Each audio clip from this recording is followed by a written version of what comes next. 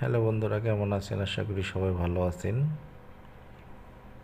আপনারা যে সময় নতুন ইঞ্জিন খুলবেন কিংবা ক্লাচ সাইড খুলবেন, তখন কিন্তু আপনার আঠার প্রয়োজন হয় না। তো আঠার প্রয়োজন হয় কোন সময়? দেখা গেছে একটা জিনিস, একটা সাইড 5-6 বার খোলা হয়ে যায়, স্পট পড়ে যায়, তখন কিন্তু আঠার প্রয়োজন হয়। তো আমি এখানে আঠা দিব না, আঠা ব্যবহার করব না। এখানে আমি গ্রিজ ব্যবহার করব, শুধু গ্যাসকেটটাকে যাতে আটকে রাখা যায়। তো একটু আটকে তো আমরা গ্যাসকেটটা ফিটিং করে ফেললাম। তো এখানে সাথে সাথে দেখেন একটা বুশ দিলাম, আর এই ফ্রি ব্যারিংটা দিলাম, ক্লাস রিলস ব্যারিং, এটাকে বলে ক্লাস রিলস ব্যারিং।